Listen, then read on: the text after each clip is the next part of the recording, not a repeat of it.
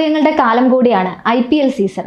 മുംബൈ ഇന്ത്യൻസിലെ വിഘ്നേഷ് പുത്തൂർ, പഞ്ചാബ് കിങ്സിന്റെ പ്രിയാൻഷ് ആര്യ തുടങ്ങിയ താരങ്ങളുടെയെല്ലാം കിടിലൻ പെർഫോമൻസുകളാണ് IPL 2025 സീസണിൽ മൈതാനത്ത് അരങ്ങേറുന്നത്.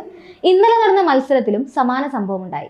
IPL 18ാം സീസണിലെ 24ാമത് മത്സരമായിരുന്നു കഴിഞ്ഞ ദിവസം ചിന്നസ്വാമി സ്റ്റേഡിയത്തിൽ നടന്നത്. ഈ സീസണിൽ ഇതുവരെ തോൽവി രുചിക്കാത്ത ഡൽഹി ക്യാപിറ്റൽസ് റോയൽ ചലഞ്ചേഴ്സ് ബംഗളൂരുവിനെയാണ് നേരിട്ടത്. ഈ മത്സരത്തിലും ഡൽഹി പതിവ് തെറ്റിച്ചില്ല.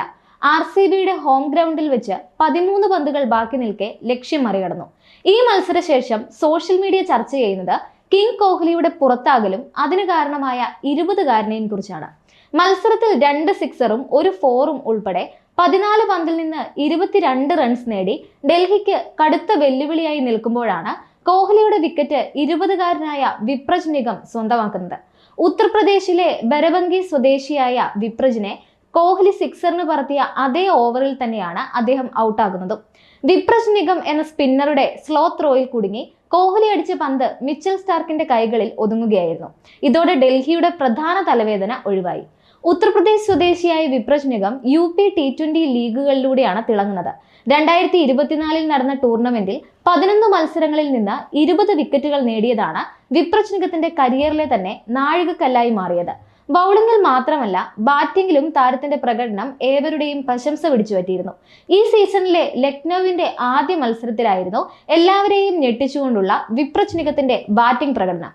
15 പന്തിൽ നിന്ന് 39 റൺസാണ് ആ മത്സരത്തിൽ നിഗം നേടിയത്. തോൽവി സാധ്യതകൾ ഉയർന്നു നിന്ന ആ മത്സരത്തിൽ വിപ്രജ് നിഗത്തിന്റെ ഇന്നിംഗ്സ് ഡൽഹിയെ വിജയ വഴിയിലേക്ക് കൊണ്ടുചെന്നെത്തിക്കുന്നതായിരുന്നു.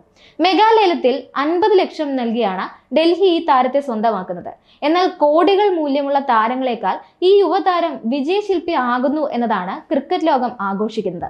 കഴിഞ്ഞ മത്സരത്തിൽ ആദ്യം ബാറ്റ് ചെയ്ത റോയൽ ചലഞ്ചേഴ്സ് ബംഗളൂരു നിശ്ചിത 20 ഓവറുകളിൽ 7 വിക്കറ്റ് നഷ്ടത്തിൽ 163 റൺസ് നേടിയപ്പോൾ ഡൽഹി 17.5 ഓവറുകളിൽ ലക്ഷ്യം മറികടന്നു.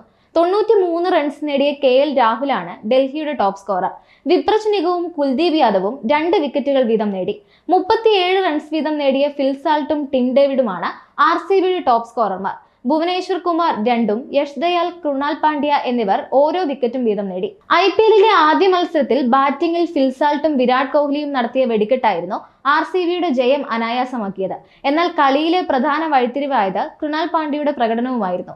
4 ഓവറുകളിൽ 29 റൺസ് മാത്രം വിട്ടുകൊടുത്ത 3 വിക്കറ്റുകൾ വീഴ്ത്തിയ കൃണാലിന്റെ ബൗളിംഗ് ആണ് ഒരു ഘട്ടത്തിൽ ബാക്ക്ഫുട്ടിലായ കളിയിൽ RCBയെ ശക്തമായി തിരിച്ചു കൊണ്ടുവന്നിരുന്നത്. ഇത്തവണത്തെ IPL മെഗാലയത്തിൽ നിന്നായിരുന്നു കൃണാൽ പാണ്ഡ്യ റോയൽ ചലഞ്ചേഴ്സ് ബംഗളൂരുവിലെത്തിയത്. 5.75 കോടി രൂപയ്ക്കാണ് ഈ താരത്തെ RCB സ്വന്തമാക്കിയത്. ഈ നീക്കം വെറുതെയായില്ലെന്ന് ആദ്യ കളിയിൽ നിന്ന് തന്നെ തെളിയുകയും ചെയ്തു.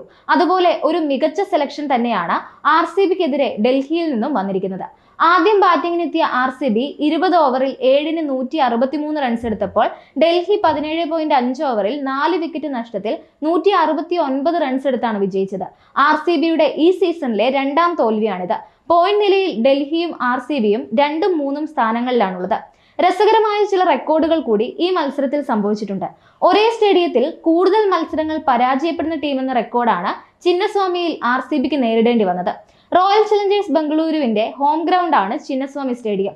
RCB ഇതുവരെ ഇവിടെ 45 മത്സരങ്ങളാണ് തോറ്റിട്ടുള്ളത്. ഈ പട്ടികയിൽ 2ാം സ്ഥാനത്ത് ഡൽഹി ക്യാപിറ്റൽസ് തന്നെയാണ്.